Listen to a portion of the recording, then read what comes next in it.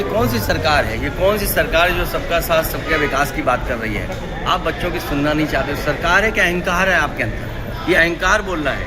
अगर सरकार होती तो सुनती। इतनी अहंकारी, इतनी निर्दयी, इतनी कठोर सरकार शायद ही भारत के इतिहास में हो कि निहत्थे बच्चों पे इन लोगों ने डंडे चलाए हैं। ये छात्रों को पीटते हैं, किसानों को पीटते हैं, व्यापारियों को पीटते हैं। दमनकारी सरकार है, हर चीज का दमन करना चाहती है। हम आपके दरवाजे पे आकर देश का नौजवान आपको अपनी आवाज सुनाना चाहता है, अपना रोष दिखाना चाहता है, आप उससे डर जाते हैं। हमारे सांसद थाने में बैठाए हुए हैं और बाहर बच्चों की पिटाई करी जा रही है। ये कौन सी सरकार है? ये कौन सी सरकार जो सबका साथ सबके विकास की बात कर रही है? आप बच्चों की सुनना नहीं चाहते। सरकार है क्या अहंकार है आपके अंदर? ये अहंकार बोल रहा है। अगर सरकार होती तो सुनती, बच्चों की बात सुनती। और नीट एग्जामिनेशन अगर हुआ है और उसमें अगर ये धांधली हुई है तो उसका जिम्मेदार कौन है? क्रेडिबिलिटी किसकी है? किसको ये तैयारी करनी थी? आप विश्व गुरु बनना चाहते हैं, दुनिया में आप कह रहे हैं अमृत काल है, लेकिन आपके मंत्री आप नहीं हटा पा रहे हैं। और आपके यूपी के मुख्यमंत्री ने आपके दिल्ली के ऊपर आरोप लगा दिया, SIT बनाकर के क्या तक तैयारी कर दी कि मंदिर में चोरी हुई। भाई सच्चाई किसने खोली? SIT ने खोली कि SIT से चंदा चोरी हो गई। कौन जिम्मेदार है इसके लिए? नीट आप एग्जामिनेशन नहीं करा रहे हो, एग्जामिनेशन कराया उसके बाद भी शिकायतें हैं। तो आप क्या किस दिशा में देश को ले जाना चाहते हो? नौकरी रोजगार दिए नहीं। अगर नौकरी रोजगार दिए होते इतने बच्चे क्या यहाँ सड़कों पे आते? सर आज की मीटिंग को लेकर कुछ बोलेंगे सर? मीटिंग हाउस एडजॉर्न होता है तो एक दूसरे से लोग मिलते हैं, हाउस एडजॉर्न के बाद मिलते हैं, उसमें क्या है? लेकिन अभी सबसे पहला सवाल ये है कि नीट के बच्चों को न्याय मिले और यहाँ के जो बच्चे जो आए आंदोलनकारी उनके साथ व्यवहार अच्छा हो। ये जो आंसू गैस, लाठी, करंट या पत्थरबाजी ये पुलिस कर रही है, ये व्यवहार करेगी पुलिस? सोचिए।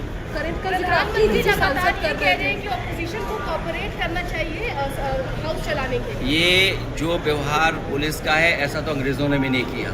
मंदिर को लूटना, विश्वविद्यालयों को बंद करना और छात्रों की ये प्रताड़ना, ये तो अंग्रेजों ने भी नहीं की हो। अंग्रेजों ने तो सुना है। अगर कोई धरना प्रदर्शन में बैठा है तो उसकी बात सुनी।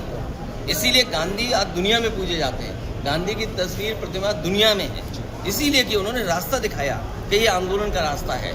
अगर शांतिपूर्ण ढंग से अपनी मांग को लेकर के बैठे, उनके साथ ऐसा व्यवहार आप करेंगे? बात करनी चाहिए सर सरकार को इन प्रदर्शन? सरकार को बात ही नहीं करनी चाहिए। और एक मंत्री को कितने दिन वहाँ रखोगे आप? क्यों एक जगह में बैठा के रखते हो? जब एक मंत्री एक जगह बैठता है तो अपने आदमियों को सेट कर लेता है और अपने आदमियों को सेट करने के बाद करप्शन बड़े पैमाने पर होता है। आप बदलते रहिए।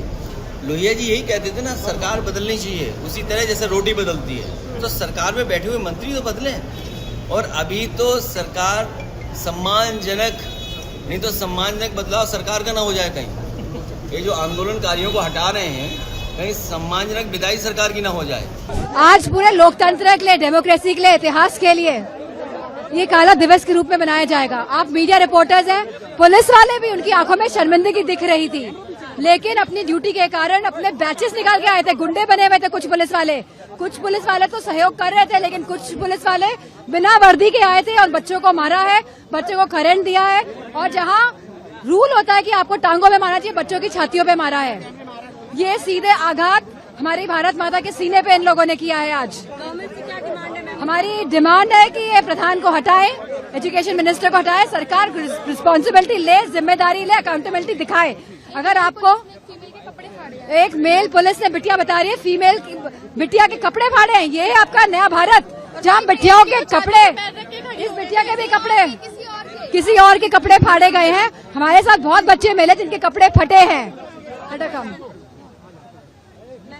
So it's very unfortunate. और इतनी अहंकारी, इतनी निर्दयी, इतनी कठोर सरकार शायद ही भारत के इतिहास में हो कि निहत्थे बच्चों पे इन लोगों ने डंडे चलाए हैं। इतने बच्चे आए हैं यहाँ पर, बहुत ज्यादा तादाद में बच्चे हैं, किस तरीके से देखती हैं आप? ये बच्चों का जोश था आज यहाँ, और मैं उन सभी बच्चों को सलाम करना चाहूंगी जिन्होंने इतना मतलब जोश दिखाया, इतने भाव के साथ आए यहाँ पे, अपनी बात को रखने आए ना। यहाँ पे दूर दूर से आए, प्रोटेस्ट करने आए, शांतिपूर्ण तरीके से आए ना।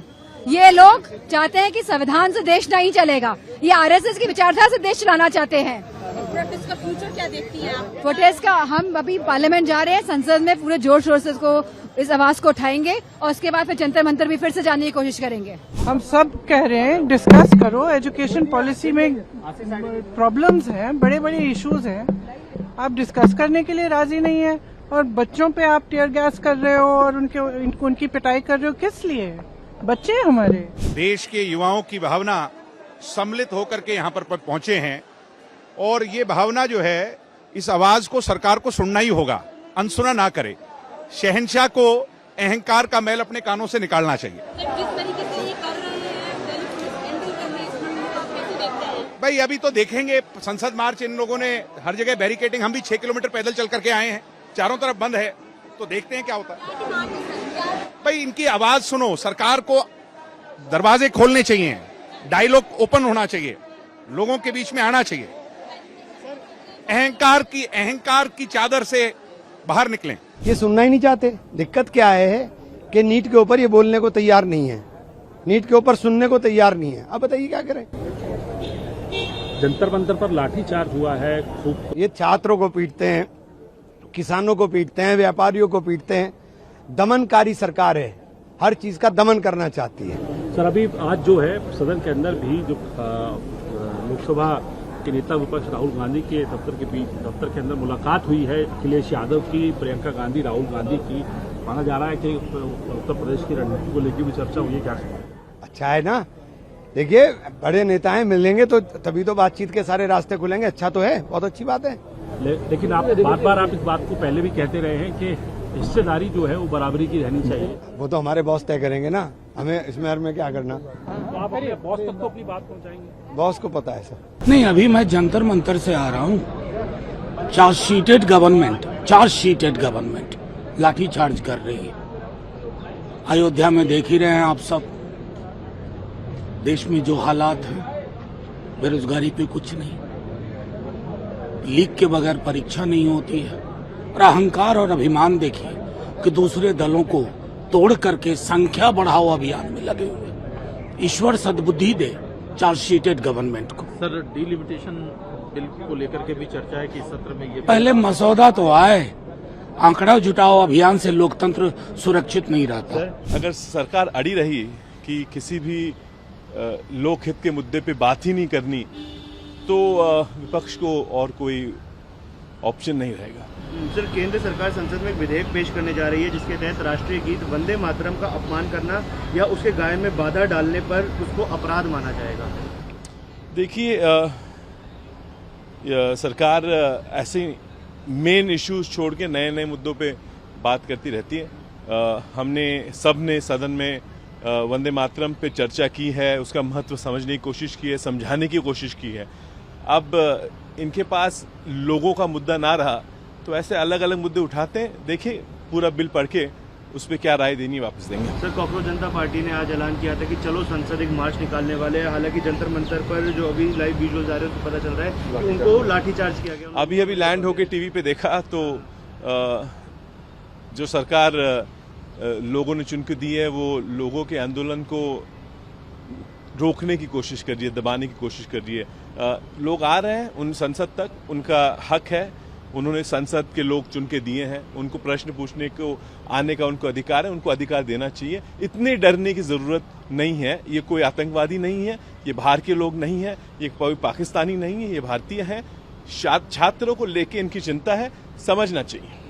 ये जो मार्च होनी है इसको समाजवादी पार्टी का समर्थन है, इस मार्च को जो हाँ बिल्कुल समर्थन है, पूरा समर्थन है। हम लोग जाके जंतर मंतर पर आदरणीय डिम्पल यादव जी के नेतृत्व में अपने नौजवानों को सहयोग और समर्थन देके भी आए थे, और लगातार समाजवादी पार्टी के सांसद अलग अलग टोलियों में जा जाके समर्थन दे रहे हैं। भाई लोकतंत्र में विरोध प्रदर्शन संसद के बाहर नहीं करेंगे तो कहां जाकर करेंगे?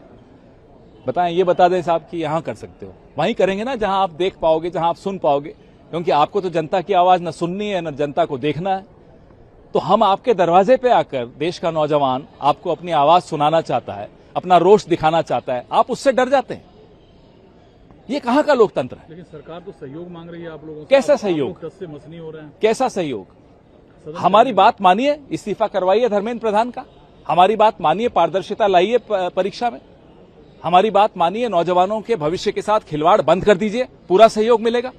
एक कुछ तो करके दिखाइए। तो 1 लाइन रेजोल्यूशन है आप लोगों का, रेजिग्नेशन? जी हाँ बिल्कुल है।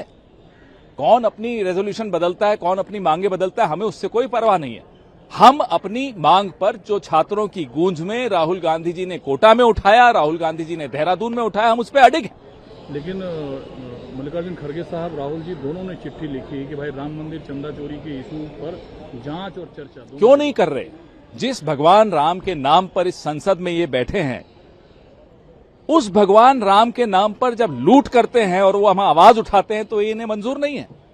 हमारी आवाज दबाई जा रही है। देखिए, भारत के युवा में रोष है जिस तरह से लगातार पेपर लीक हो रहा है और लगातार लोगों की आवाज़ को दबाने का काम बीजेपी काफ़ी सालों से कर रही है। हम देख रहे हैं, यहाँ हमने पेपर लीक के खिलाफ प्रोटेस्ट किए, युवा सड़कों पे थे और ऐसे ही मतलब जो एनर्जी थी युवा में, वो युवा आज भारत का जो युवा है वो देख रहा है कि अब वो जितना मर्जी मोदी जी की तानाशाही है उसको अपनाने को तैयार नहीं है। और यही है, और युवा जब सड़कों में आ रहा है और पेपर लीक के खिलाफ आ रहा है, उसके बाद वो अपने हक के लिए आ रहा है। देश का युवा जो है अपना भविष्य देश में देखे, भरोसा करे, उसके लिए आ रहा है। लेकिन उसमें भी जब अपने हक के लिए युवा सड़कों में आ रहे हैं, उस पर लाठीचार्ज हो रहा है, इससे बुरी बात और कोई बीजेपी और मोदी सरकार कर नहीं सकती। दुर्भाग्यपूर्ण है, देश का युवा इन्हीं के वोटों से मोदी जी प्रधानमंत्री बने और आज जब ये अपने हक के लिए सड़कों में है तो उनको ऊपर लाठीचार्ज कर रहे हैं, तो शर्म आनी चाहिए बीजेपी सरकार को।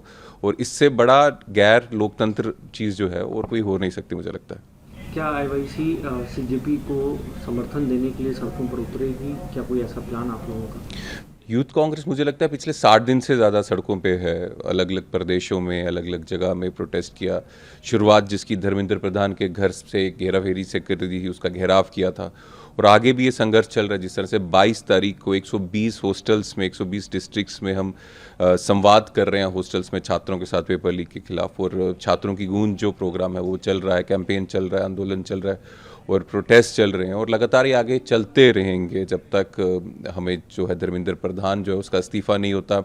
ये प्रोटेस्ट तब तक भी चलते रहेंगे जब तक ये पूरा सिस्टम जो है अकाउंटेबल नहीं बनता। और यहाँ तक कॉकरोच जनता पार्टी की बात है तो उसमें हम इनके साथ हैं इस इशू में, क्योंकि इशू तो वही है। और काफ़ी अलग अलग पार्टीज़ जो हैं पेपर लीक के खिलाफ संघर्ष कर रही हैं, अलग अलग तरीके से कर रही हैं, क्योंकि ये जो बीजेपी सरकार है इनको सिर्फ अलग अलग तरीके से हमें प्रोटेस्ट करना पड़ेगा और हो रहा है। और कांग्रेस पार्टी में पवन खेड़ा जी वहाँ गई थे उनको सपोर्ट करने के लिए, तो इस इशू में तो हम उनके साथ हैं ही।